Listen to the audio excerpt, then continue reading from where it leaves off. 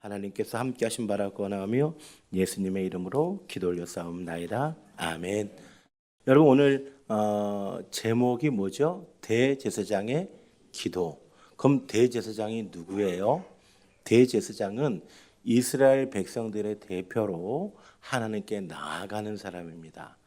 대제사장의 가장 큰 역할은 무엇인가 하게 되면 이제 이스라엘이 이제 매해 한 번 7월 10일 그들의 달력으로 7월 10일 대속죄일에 이제 백성들의 죄를 속죄함 받기 위해서 희생제물을 잡고 희생제물의 피를 가지고 지성소에 올라가서 지성소에 들어가서 하나님 앞에 속죄함을 받는 일을 하는 사람이 누구냐면 대제사장이에요.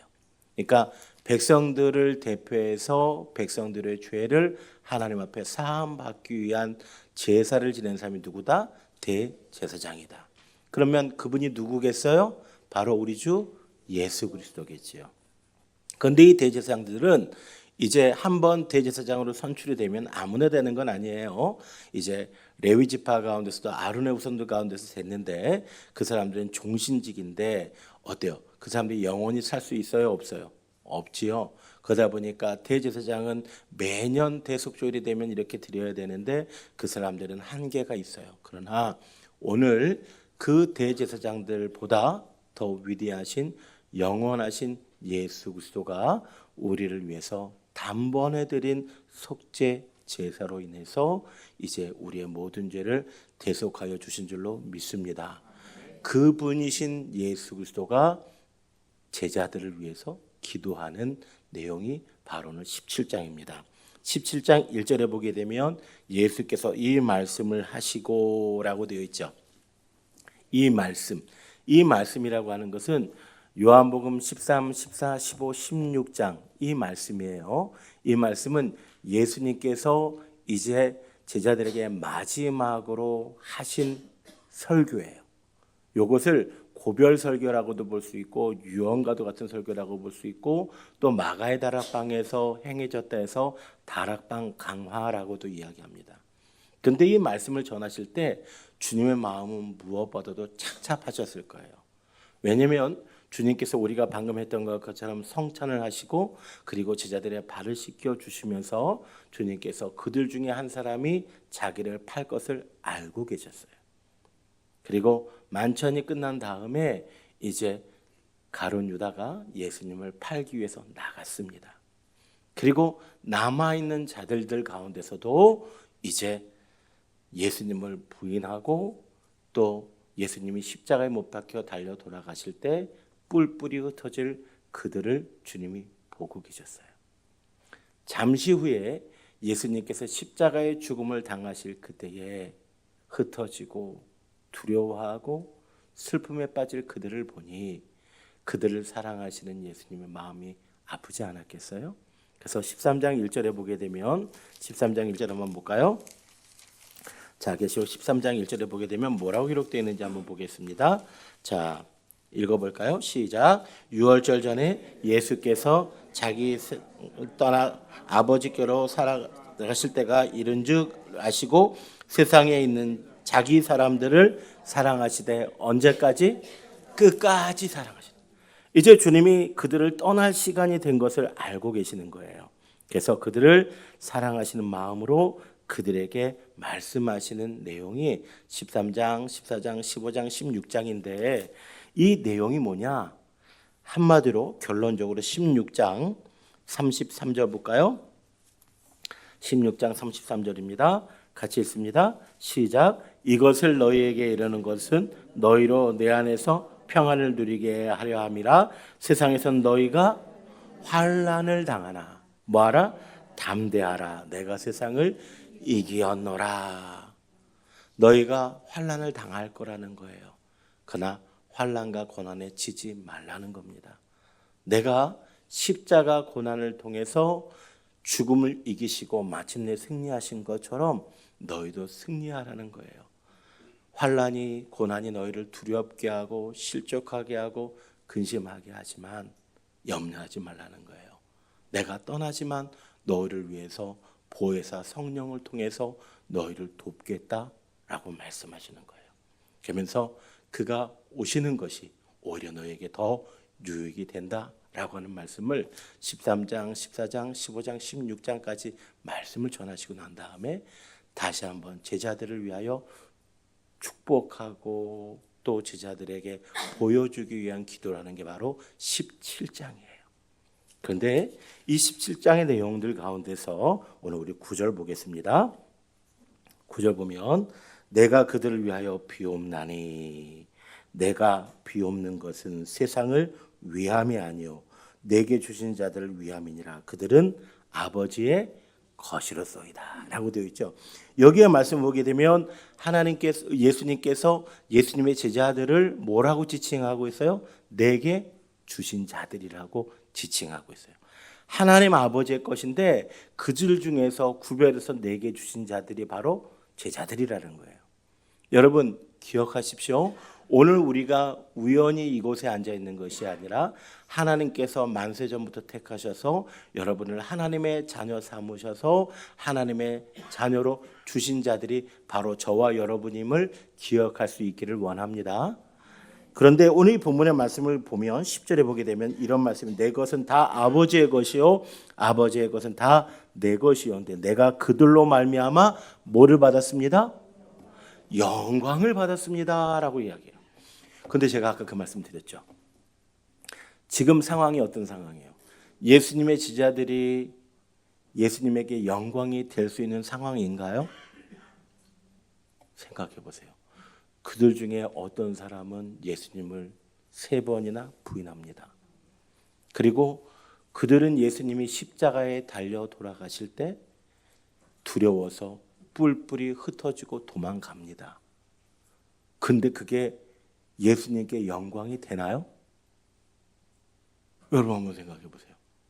아니, 그래도 예수님께 영광이 된다고 한다면 환난이 오고 고난이 와도 담대히 있어서 이제 주를 위해 따라가고 주가 십자가 지실 때 나도 주를 따라가겠습니다. 주의 십자가를 대신 지고 따라가고 이래야 영광이 되는 거 아닐까요? 그런데 잠시 후에 그들 중에 수제자라고 하는 베드로는 누구를 부인해요? 예수님을 3번이나 부인해요. 심지어 예수님 눈앞에서 예수님을 저주까지 하는 일을 해요. 그리고 모든 제자들이 다 뿔뿔이 흩어져요. 그런데 오늘 주님이 뭐라고 이야기냐면 내가 그들로 말미암아 영광을 받았나이다. 받을 겁니다요? 받았나이다예요? 받았나이다. 이미 완료 시제를 쓰고 있어요. 이게 무슨 말일까요? 여러분 오늘 본문의 말씀을 다시 한번 우리 6절에 보게 되면 이런 말씀이 있죠. 세상 중에 내게 주신 사람들에게 내가 아버지의 이름을 나타내었나이다. 그들은 아버지의 것이었는데 내게 주셨으며 그들은 아버지의 말씀을 뭐 했습니다? 지켰습니다. 아버지의 말씀을 지켰고 그들은 내게 영광이 됐습니다. 라고 이야기를 합니다. 그런데 여러분 무엇이 우리 예수님에게 이 제자들이 기쁨이 되고 영광이 되었는가? 지금 상황들과 삶은 그렇지 않은데 무엇이 그렇게 되었는가 우리 한번 살펴보려고 합니다. 여러분 7절 볼까요? 지금 그들은 아버지께서 내게로 주신 것이 다 아버지께로 온 것임을 뭐 했습니다? 알았습니다. 내가 누구로부터 왔다는 것? 아버지부터 왔다는 것을 알았다는 거예요. 또 8절을 보게 되니까 나는 아버지께서 내게 주신 말씀들을 그들에게 뭐 했사오며 주었사오며 그들은 이것을 뭐 했고 받았어요. 그 무리들이 예수님의 말씀을 뭐 했어요? 받았어요. 그리고 내가 아버지께로부터 나온 줄을 참으로 아오며 아버지께서 나를 보내신 줄도 뭐 했어요? 믿었어요. 받고 믿었어요. 예수 그리스도가 하나님으로부터 온 것을 받고 믿었어요. 그런데 삶은 그래요? 그렇지 못해요? 여러분 이 모습이 저와 여러분의 모습 아니겠습니까? 예수 그리스도가 우리를 하나님의 자녀 삼아 주셨고 또 예수 그리스도가 우리를 위하여 기도하고 일하고 계심을 알고 있음에도 불구하고 우리는 환난을 당하게 되고 어려움을 당하게 되면 때로는 예수님을 모른다고 하고 때로는 주님이 지셔야 되는 그 십자가 길에서 멀리 떨어져서 도망가는 모습. 그 모습이 바로 저와 여러분의 모습 아니겠습니까? 바로 그 모습이 제자들의 모습이었어요. 그런데 그럼에도 불구하고 예수님은 그들이 예수님의 뭐가 되었다고 얘기해요? 영광이 되었다라고 이야기를 해요. 우리가 이 모습을 통해서 한 가지 기억해야 되는 것이 있어요. 예수님은요, 다른 것이 영광이 아니에요. 다른 것이 기쁨이 아니에요. 그들이 믿었다는 사실 하나. 예수 그리스도가 누가 보내신 분? 하나님이 보내신 분이고, 예수 그리스도로 말미암아 세상을 이길 거라고 하는 그 사실 하나를 지금 그들이 뭐 한 거예요? 받고 믿었다는 거예요. 이 말씀을, 이 상황을 조금 더 쉽게 이해하려면 마태복음 13장에 나오는 겨자씨 비유를 통하면 우리가 한번 생각해 볼 수 있습니다. 13장 31절, 마태복음 13장 31절에 이런 말씀이 있습니다. 또 비유를 들어 이르시되 천국은 마치 사람이 자기 밭에 갖다 심은 겨자씨 한 알 같으니 이는 모든 씨보다 뭐한 것이로되 작은 것이로되 자란 후에는 풀보다 커서 뭐가 되며 나무가 되고 또 그리고 공중의 새들이 와서 그 가지에 깃들인다는. 겨자씨지만 그 안에 뭐가 있어요? 생명이 있으면 자라게 됩니다. 지금 주님은 이들의 연약한 모습을 보고 있지만 그러나 그들 안에 예수 그리스도를 주로 고백하는 그 믿음 하나 때문에, 그리고 그들이 그 믿음을 지켜내고 감당해내면 마침내 그들을 통해 이루실 크고 놀라운 장래의 일들을 보고 계시는 겁니다. 여러분, 여기에 모여있는 이 무리들이 예수 그리스도를 주라고 고백하며 천하를 뒤집는 하나님의 귀한 일꾼들, 제자들이 된 줄로 믿습니다.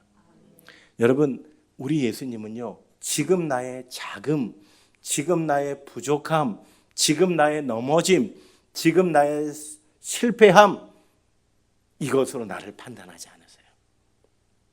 내가 비록 넘어져도, 내가 비록 실패하고, 내가 비록 지금 부러지는 그 자리에 있다고 할지라도, 너무나 작고 초라한 그 자리에 있다고 할지라도 내 안에 예수 그리스도를 향한 믿음이 있고 내 삶의 주인이 예수 그리스도라고 하는 그 고백이 있다면 장차 그 믿음을 통해서 역전시키시고 다시 일으키시고 마침내 감당할 하나님의 큰 능력에 잠재된 미래를 보고 계심을 믿으시기를 바랍니다. 여러분 기억하십시오. 주님은 지금 나의 자금, 지금 나의 부족함, 그것 때문에 나를 판단하지 않습니다. 오늘 우리는 사람의 눈에 보이는 대로 판단합니다. 지금 이 사람을 보고 이 사람은 뭐 이렇게 하기도 하고, 이 사람은 성공했다고 이야기하기도 하고, 이 사람은 실패했다고 이야기하기도 하고, 이 사람을 향해서 때로는 우리가 비하하기도 하고 간과하기도 하는 그런 모습이 우리에게 있지만 우리 주님은 그렇지 않으시다는 거예요. 사람이 보는 것과 하나님이 보는 것은 달라요. 우리 하나님은 우리 안에 있는 생명력, 우리 안에 있는 예수 그리스도를 주라고 고백하는 그 믿음 하나 때문에 우리를 귀히 보시고 놀랍게 사용하신다는 사실을 기억할 수 있는 저와 여러분 되어주기를 소망합니다. 그래서 주님께서 그들의 약함을 이겨내게 하기 위해서 지금 그들이 넘어진 자리에서 머물러 있지 아니하고 그들이 일어나서 주의 일을 감당하게 하기 위해서 기도하시는 내용이 바로 11절부터 15절까지 내용입니다. 여러분 우리 11절 볼까요? 자, 11절. 나는 세상에 더 있지 아니하고 더 있지 아니하오나 그들은 세상에 있사옵고 나는 아버지께로 가옵나니 거룩하신 아버지여 내가 주신 아버지의 이름으로 그들을 보존하사 우리와 같이 그들도 뭐가 되게 하옵소서?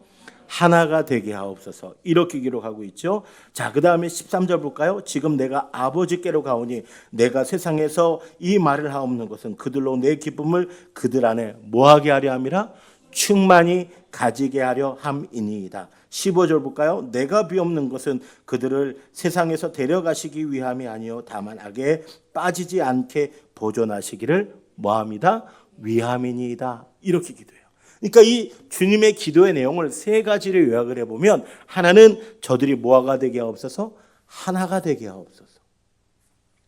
자, 왜 이 기도를 했을까요? 여러분 생각해 보십시오. 주님이 이제 잡히시죠? 십자가에 달려 돌아가시게 됩니다. 골고다의 그 고난의 길을 지나가게 되고 십자가에 달려 돌아가시게 됩니다. 그러면 제자들이 좌절할까요? 좌절하지 않을까요? 좌절하고 낙심하겠죠. 그러면 좌절하고 나면 이 일들이 왜 일어났는가 그들이 생각하겠죠. 그러면서 그들 중에서 믿음의 눈으로 하나님의 계획 가운데 됐다라고 보면 참 좋은데 아마 인간적인 눈으로 서로 그들은 희생양을 찾을 거예요. 여러분, 우리는 그렇잖아요. 우리가 괜찮을 때는 그냥 괜찮아요. 근데 우리 가정이 어려움을 당하고 우리 사업체가 어려움을 당하고 우리 공동체가 어려움을 당하면 우리는 누군가 희생양을 찾습니다. 너 때문이야. 야, 네가 그때 그렇게만 했더라도 내가 어쩌다가 너를 만나가지고. 이게 오늘 우리들의 모습 아닐까요? 아마 지금 심하게 끄떡거리는 분이 하나 있어요. 저를 보고. 네. 그런데 여러분, 사실은 제자들의 모습에서도 그런 모습이 있었을 거예요. 예수님이 떠나가게 되고 그들에게 고난이 오게 되고 핍박이 오게 되면 그들이 아마 누군가를 탓하기 시작하고 원망하기 시작하다 보면 그들이 어떻게 될까요? 하나가 될까요? 나눠지게 될까요? 나눠지게 되겠죠. 그래서 그들이 뭐가 되게 하기 위해서? 하나가 되게 하기 위해서 기도하시는 거예요. 또 두 번째 13절에 보게 되니까 뭐라고 이야기해요? 그들로 내 기쁨을 그들 안에 뭐하게 하기를 원해요? 충만히 가지게 하기를 원해요. 이것을 위해서 기도해요. 여러분, 기쁨을 충만히 가지기 위해서 기도한대요. 말씀드렸잖아요. 환난을 당하는데 기뻐할 수 있어요? 고난 가운데 기뻐할 수 있어요? 참 말이 쉽지 어려운 얘기예요. 그죠? 우리가 데살로니가에 있는 말씀 가운데서 범사에 감사하라. 그죠? 범사에 감사하라 하는 말씀 너무나 잘 알고 있어요. 그런데 범사에 감사가 나와요? 어려운 얘기잖아요. 오늘 본문의 말씀에도 보게 되면 이들이 고난 가운데 환난 가운데 있게 될 텐데 이들 가운데 기쁨이 충만하게 가질 수 있을까요? 없을 거예요. 그런데 여기에 그 기쁨이 어떤 기쁨이냐면 내 기쁨이에요. 누구 기쁨? 내 기쁨. 내 기쁨은 누구의 기쁨이에요? 예수 그리스도의 기쁨이에요. 이 내용은 그 앞에 17장 1절부터 그 앞에 6절까지 내용을 쭉 읽어보면 나와요. 어떤 내용인가 하게 되면 내가 이제 아버지께서 주신 이 귀한 사명을 이루어 감으로 말미암아 아버지께서 주신 이 십자가의 이 사명을 감당함으로 말미암아 하나님을 영화롭게 하였사오니 나를 영화롭게 하옵소서. 이것이 이제 17장 전반부에 나오는 예수님의 기도예요. 그럼 이 얘기는 뭐예요? 지금 예수님은 마음에 기쁨이 있어요, 없어요? 있어요. 그는 곧 십자가를 지실 것이지만 그러나 그 고난의 길, 십자가의 길을 짊어짐으로 말미암아 주님이 이 땅에 오신 이유를 이루게 되는 것 아니겠어요? 그러니까 내가 이 땅에 온 사명을 감당함으로 말미암아 주님이 누리는 기쁨을 예수님을 갖고 계시는 거예요. 십자가를 지시면서도 주님은 충만한 기쁨 가운데 계시는 거예요. 그러면서 주님께서 이 기쁨을 모르는 저들을 위해서 기도하시는 거예요. 뭐예요? 저들도 하나님께서 주신 사명을 감당함으로 누리는 그 기쁨을 가지게 하기를 원하는 거예요. 하나님 주신 귀한 사명을 감당하다 보면 세상 속에서 구별된 사람으로 살아가다 보면 세상이 예수님을 미워했기 때문에 예수님을 따르는 사람들을 미워함으로 오늘 세상이 어두운 가운데 있기 때문에 빛 가운데 있고 예수를 따르는 우리들을 미워하게 될 거예요. 우리가 주의 말씀대로 구별되고 거룩하게 살아가려고 하면 세상이 우리를 조롱할지 모를 거예요. 적당히 믿어라. 뭐 그렇게 한다고 무슨 일이 생기겠어? 라고 우리를 향해서 조롱하고 비난할지도 몰라요. 그러나 그럼에도 불구하고 오늘 내게 주신 귀한 사명, 그 사명을 내가 이 땅에서 감당할 수 있었다면 그것만으로 기뻐할 수 있는 그러한 기쁨이 충만하게 되기를 위해서 주님이 기도하시는 거예요. 이 이야기를 드리면서 이제 한 사람의 이야기를 하려고 합니다. 체코에 유명한 종교개혁자가 있었습니다. 존 후스라고 하는 분이 계셨습니다. 근데 그는요, 원래 카톨릭 신부였어요. 근데 당시에 카톨릭이 부패했습니다. 당시에 카톨릭이 면죄부를 팔고 온갖 종교적인 권력을 이용해서 많은 사람들의 것들을 빼앗고 부정직한 모습으로 나아갔을 때 존 후스가 이야기를 했어요. 그것은 잘못된 것이다. 우리가 성경대로 살아야 한다라는 말을 했습니다. 공개적으로 비난했습니다. 공개적으로 비판하니까 카톨릭 그 지도부에서 그를 회유하기 시작합니다. 야, 그거 잘못됐다고 얘기해. 그렇지 않으면 너는 이단으로 몰려서 너를 불태워 죽일 거야. 화형시켜 버릴 거야. 라고 이야기를 했어요. 그러나 그럼에도 불구하고 존 후스는 내가 말씀대로 믿겠습니다. 내가 하나님이 내게 알려주신 그 말씀대로 나는 고백하고 그것을 전하겠습니다. 라고 이야기를 했어요. 그랬더니 중세교회에서 그를 화형에 처하게 됩니다. 장작더미를 쌓아놓았습니다. 그리고 존 후스에게 불을 붙이기 시작합니다. 그런데 그 마지막 그 순간에 이제 존 후스가 하나님 앞에 기도합니다. 교회사의 기록을 보게 되면 시편을 인용해서 기록했다 그래요. 근데 도대체 어떤 시편을 인용해서 기록했는지는 거기까지는 안 나와요. 근데 많은 교회사 학자들에 의하면 몇 가지 얘기가 있는데 그 중에서 시편 23편을 인용하면서 기도했을 거라고 하는 의견이 많이 있습니다. 여러분 시편 23편 뭐예요? 여호와는 나의 목자시니 내게 부족함이 없으리로다. 어떤 상황이라 그랬죠? 장작더미에 불이 붙었습니다. 자신의 몸이 태워져 갑니다. 얼마나 고통스러웠을까요? 얼마나 아팠을까요? 그런데 하늘을 보고 감사하며 기도하며 고백합니다. 여호와는 나의 목자시니 내게 부족함이 없으리로다. 여러분, 이 고백이 바로 주님이 제자들에게 알려줬던 내 기쁨인 줄로 믿습니다. 여러분, 때로 우리가 그리스도 때문에 고난을 당하고 환난을 당하고 어려움을 당한다고 할지라도 내 안에 있는 그리스도를 인하여 내가 귀한 사명을 감당함으로 인하여 하나님 앞에 감사하며 기쁨이 충만한 저와 여러분 되기를 주님의 이름으로 간절히 소망합니다. 그러면서 또 15절 마지막 말씀에 보게 되면 뭐라고 이야기하냐면 그들에게 이야기합니다. 다만 악에서 빠지지 않게 보존하시기를 뭐합니다? 위함이니이다. 자, 그런데 이 말씀들 세 가지 기도 제목들을 보게 되면 첫 번째가 뭐라 그랬어요? 하나가 되게 하시옵소서. 두 번째가 뭐예요? 내 기쁨이 저들에게 충만하게 하옵소서. 세 번째는 뭐예요? 악에 빠지지 않게 해 주시옵소서. 자, 그런데 이 기도들을 보게 되면 예수님이 제자들을 이 환난에서 벗어나게 해달라는 기도가 있어요, 없어요? 없어요. 그런 기도가 없어요. 오늘 주님께서 다락방 강화에서 마지막 설교에서 내린 결론이 이거잖아요. 자, 우리 16장 다시 한번 33절. 이것을 너희에게 이르는 것은 너희로 내 안에 평안을 누리게 하려 함이라. 세상에서 너희가 뭐를 당하지만 환난을 당하지. 지금 예수님이 저들을 위해서 기도하는 내용을 보게 되면 환난을 비껴가게 해주세요. 문제를 해결해 주세요라고 기도하지 않아요. 오늘 주님이 제자들을 위해서 정말로 끝까지 사랑하시는 제자들을 위해서 기도하는 핵심은 무엇인가 하게 되면 저들이 환난을 당하고 고난을 당하지만 환난에 지지 않도록, 환난에 넘어지지 않도록, 그리고 일어서도록, 그리고 끝까지 주의 길을 갈 수 있게 해달라고 기도하고 있음을 오늘 우리는 말씀을 통해 깨닫게 되어집니다.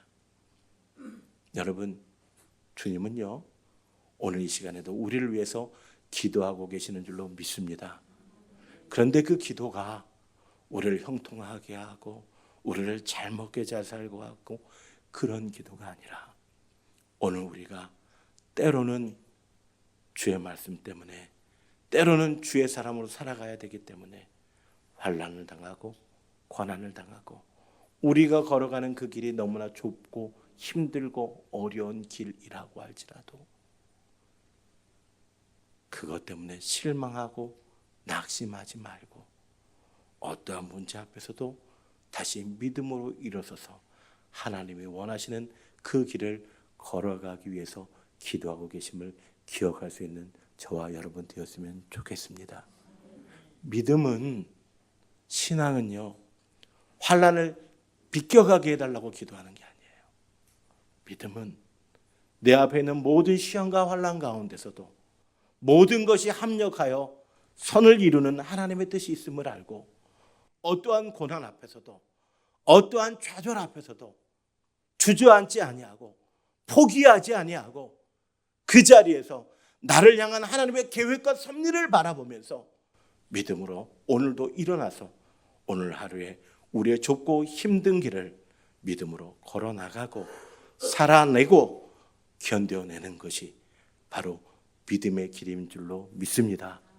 이러한 삶을 살아가게 하기 위해서 우리 주님이 이 시간에도 우리를 위하여 기도하고 계심을 기억하는 저와 여러분 되었으면 좋겠습니다.